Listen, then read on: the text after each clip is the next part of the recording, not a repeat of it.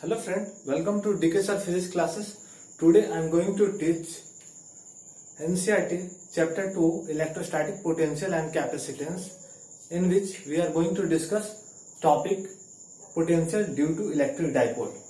तो चलिए हम लोग पढ़ते हैं आज पोटेंशियल ड्यू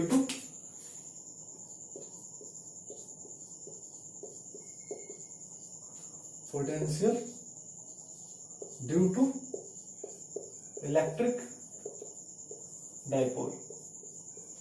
सबसे पहले मैंने क्या किया था कि in the previous lecture I have already discuss regarding potential of a single point charge. Single point charge के लिए हम लोगों ने पोटेंशियल ये एक्सप्रेशन डेवलप किया था, ठीक है।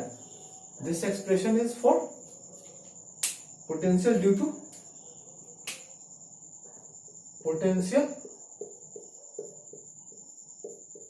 Potential due to single point charge, ठीक है। तो आज हम लोग जो देखने जा रहे हैं इलेक्ट्रिक डाइपोल के बारे में देखने जा रहे हैं। इलेक्ट्रिक डाइपोल से रिलेटेड पोटेंशियल कितना जनरेट होगा उसके बारे में देखेंगे। तो इसके लिए सबसे पहले एक जनरलाइज रिजल्ट हम लोग डेवलप करते हैं। तो जनरलाइज रिजल्ट कैसे डेवलप करेंगे वो देखिए, ये क्लियर है यहाँ।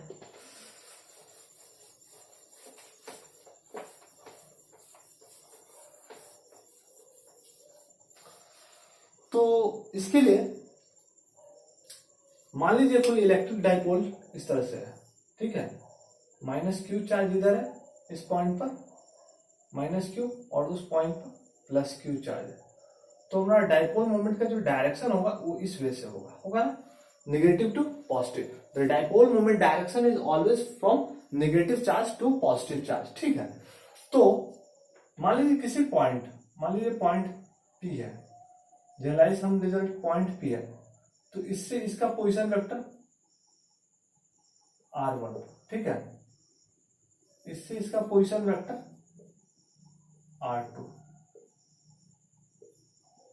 तो क्या करते हैं हम लोग, ये इसका centre of dipole, centre of dipole से ये डिस्टेंस जो A है, distance from centre of dipole to first charge, ये हमारा क्या A है। टोटल डिस्टेंस कितना है, टोटल डिस्टेंस 2 है। तो हम लोग को पता है ना, equal and opposite charges separated by certain distance, that distance is 2a, then that pair is called electric dipole, that pair is called dipole. तो अब उसके द्वारा हमें एक पॉइंट P है, वहां पर हमको निकालना क्या है, पोटेंशियल निकालना है। तो इलेक्ट्रिक डाइपोल के द्वारा हम लोग इलेक्ट्रिक फील्ड चैप्टर 1 में निकाल चुके हैं कि किसी भी डाइपोल के द्वारा उसके एक्सिस पर और इक्वेटोरियल प्लेन पर हम लोगों ने इलेक्ट्रिक फील्ड निकाला था इलेक्ट्रिक डाइपोल का, ठीक है। तो अब ये देखिए, जो सेंटर ऑफ डाइपोल से कोई जनरलाइज पॉइंट है, सेंटर ऑफ डाइपोल से हमने r डिस्टेंस, पोजीशन वेक्टर, और ये हमारा एंगल है ये थीटा, ठीक है। Theta is the angle between the dipole moment vector and position vector. तो थीटा क्या है, एंगल, थीटा क्या है, angle between position vector and dipole moment vector.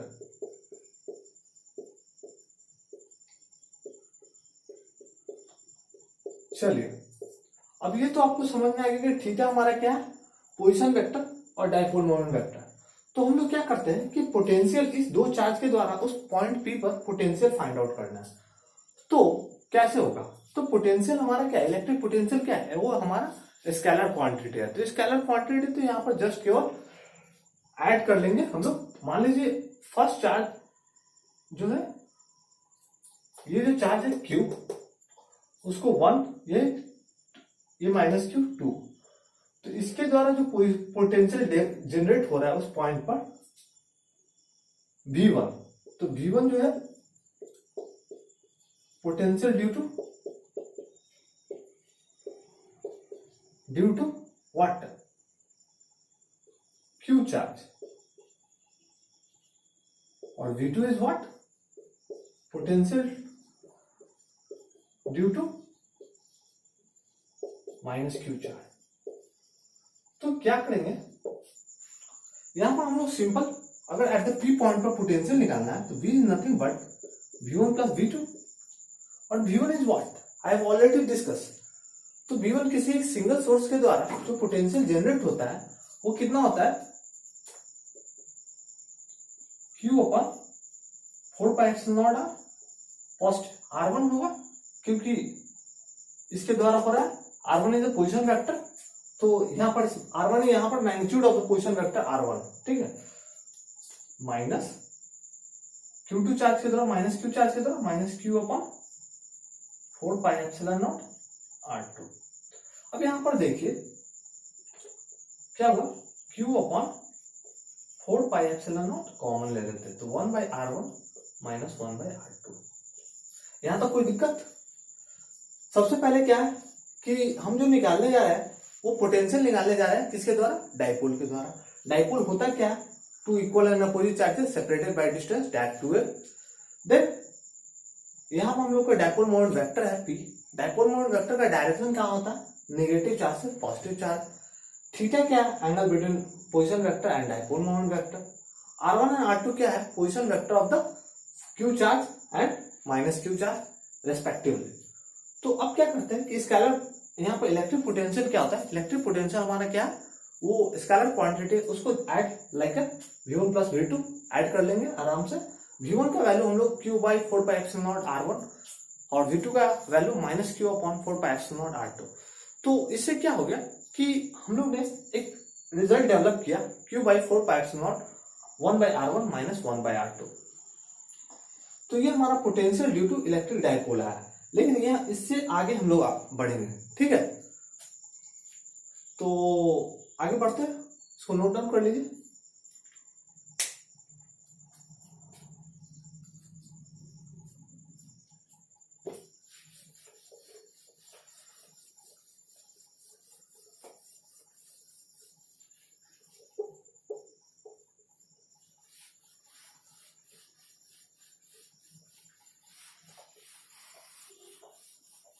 तो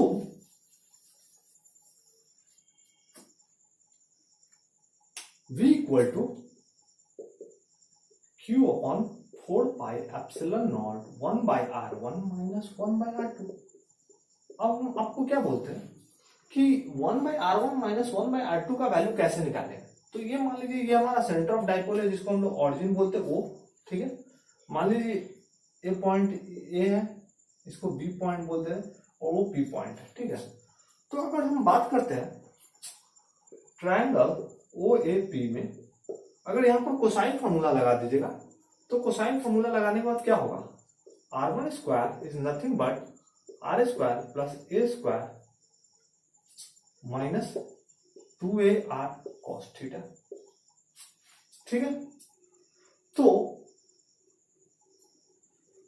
r square plus a square cosine formula जानते हैं जिसका r1 square is nothing but r square plus a square minus 2ar cos theta. ये हमारा trigo का part है जो कि हम लोग कोसाइन फॉर्मूला इसको बोलते हैं। तो जिसका निकालना रहता है पोजीशन वेक्टर r1 वेक्टर है, जिसका निकालना है उसके रेस्पेक्टिव में एडजेसेंट का स्क्वायर करके minus 2 times ar cos theta, ठीक है। अब हम लोग क्या करते हैं, यहां से हम लोग r स्क्वायर कॉमन ले लेते हैं, व्हाट r स्क्वायर, तो 1 plus a square by r square minus 2 a cos theta divide by r होगा। आप अगर इस तरह से प्रोडक्ट कीजिएगा तो सेम एक्सप्रेशन आ जाएगा, r स्क्वायर कट गया, r कट गया, 2r cos थीटा, ठीक है। तो ये एक्सप्रेशन आ गया हमारा, क्या आ गया, r1 स्क्वायर का। क्या हम लोग r1 स्क्वायर का ये एक्सप्रेशन आ गया, if r is much much greater than a, तो क्या कर सकते हैं, ये सेकेंड ऑर्डर वाला जो एक्सप्रेशन है इसको नेग्लेक्ट कर सकते हैं। This expression is negligible around a square by r square हो जाएगा, नेग्लेजिबल हो जाएगा, ठीक है, कर दीजिए। तो r1 square is nothing but r square 1 minus 2a cos theta divided by r। अब यहां से हम लोग अगर इसका रिवर्स डेवलप करते हैं तो क्या होगा, तो 1 by r1 square is nothing but 1 upon r square 1 minus 2a cos theta divided by r। यहां से अगर 1 बाई r1 निकालेंगे क्या आएगा, 1 by r1 is what, 1 by r 1 minus 2a cos theta divided by r की power 1/2। ये हमारा expression आएगा। आप यहां से इसका 1 बाई r1 स्क्वायर था, स्क्वायर रूट लेंगे, ये एक्सप्रेशन आ जाएगा। ठीक है, अब आगे देखते। तो इसको नोट डाउन कर लीजिए।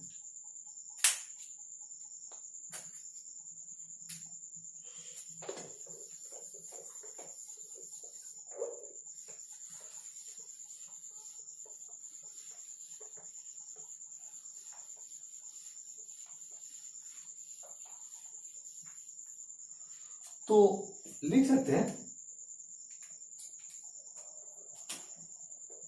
1 by r1 is what, 1 by r 1 minus 2a cos theta divided by r का पावर -1/2, बिल्कुल लिख सकते हैं। और अगर बाइनोमियल थ्योरम लगाएंगे तो बाइनोमियल थ्योरम लगाने के बाद क्या हो जाएगा, ये एक्सप्रेशन डेवलप हो जाएगा हमारा 1 by r1 equal to 1 by r, वो माइनस टर्म अंदर आ जाएगा 1 माइनस 2a, तो ये प्लस हो जाएगा 2a cos theta divide by 2r, 2 cut जाएगा, तो 1 by r 1 plus a cos theta divide by r। ये हमारा 1 बाई r1 का एक्सप्रेशन निकल गया। ठीक है, सिमिलरली हम लोग 1 बाई r2 का एक्सप्रेशन निकालेंगे तो क्या आएगा, सिमिलरली जैसे हम लोगों ने r1 का वैल्यू निकाला है 1 by r1, similarly 1 by r2 का वैल्यू निकालेंगे। सिमिलरली अगर 1 बाई r2 का वैल्यू निकालेंगे जैसे हम लोग निकाला है 1 बाई r, यहाँ एक्सप्रेशन हो जाएगा 1 minus a cos theta divided by r। ठीक है, अभी हम लोग को 1 बाई r1 और 1 बाई r2 का वैल्यू निकल गया, तो निकल गया तो हम लोग पुट कर देंगे किसमें, v equal to v1 plus v2 था फॉर्मूला, क्या था, q upon 4 pi epsilon not, q upon 4 pi epsilon not 1 by r1 minus 1 by r2। जब इसको पुट करेंगे 1 बाई r1 और 1 बाई r2 का वैल्यू यहां पर डालेंगे तो क्या आएगा, q upon 4 pi epsilon not 1 by r1 के जगह पर क्या लिखे 1 plus a cos theta divided by r, 1 by r यहाँ आगे रहेगा minus plus a cos theta divided by r। इससे क्या होगा, प्लस माइनस कैंसिल आउट हो जाएंगे और finally we get expression here v equal to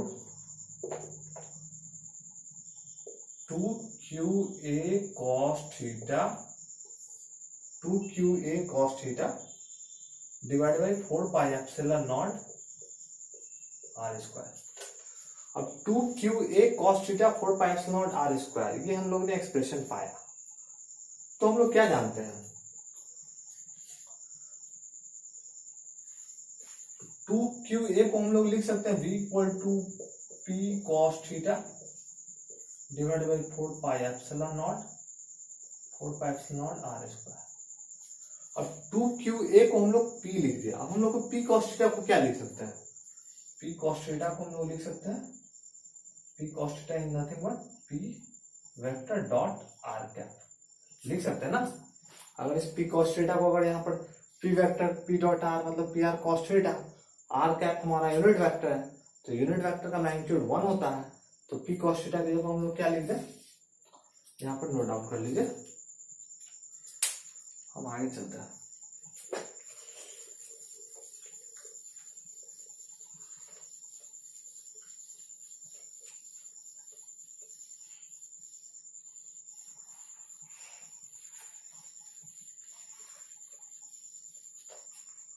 तो v इक्वल टू क्या आ गया हमारा, v equal to nothing but p vector dot R cap divided by 4 pi epsilon not R square. ये expression हमारा क्या आ गया, इलेक्ट्रिक डाइपोल मोमेंट का आ गया। ठीक है, तो इलेक्ट्रिक डाइपोल मोमेंट का ये एक्सप्रेशन हमारा आ गया।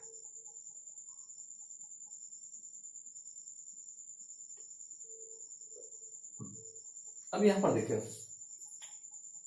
इफ मान लीजिए डाइपोल मोमेंट और पोजीशन वेक्टर जो है उसके बीच का एंगल, इफ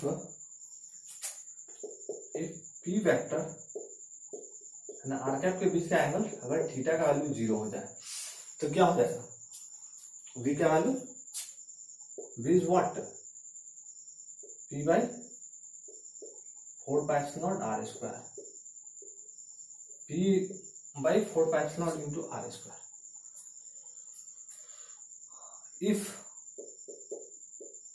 थीटा का वैल्यू 90 डिग्री हो जाए तो क्या होगा, पोटेंशियल का वैल्यू कितना हो जाएगा, v का value 0। If theta equal to 180 हो जाए तो v equal to minus P 4 pi epsilon not R square. तो ये जो एक्सप्रेशन है ये इंपॉर्टेंट है, ठीक है। तो v का वैल्यू को हम लोग थीटा को वैरी करके, थीटा का वैल्यू 0 हो जाए, अगर 90 हो जाए, अगर 180 हो जाए तो क्या एक्सप्रेशन होगा इलेक्ट्रिक पोटेंशियल का एट द पॉइंट P हम लोग फाइंड आउट कर सकते हैं इजिली वैसे। ठीक है, तो यहां पर हम लोग क्या करते हैं, जो इलेक्ट्रिक पोटेंशियल है वो हमारा मैग्नीट्यूड ऑफ आर के ऊपर तो डिपेंड करता ही है,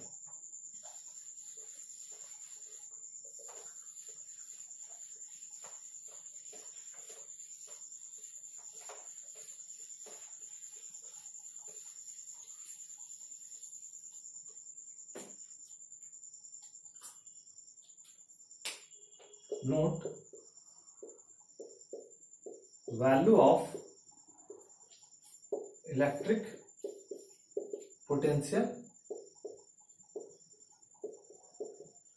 depend on magnitude of R, magnitude of R vector as well as angle between R vector and P vector। ठीक है, तो हमारा देख ही रहे आप, R के ऊपर डिपेंड करता है as well as angle between the R vector and P vector. तो ये हमारा था इलेक्ट्रिक डाइपोल का पोटेंशियल निकालने का कॉन्सेप्ट। थैंक यू, हम लोग नेक्स्ट क्लास में मिलेंगे, लेकिन आपसे निवेदन है कि आप डीके सर फिजिक्स क्लासेस को सब्सक्राइब कीजिए और बेल आइकन बटन को दबा दीजिए ताकि आपको नोटिफिकेशन मिलता रहे। Thank you.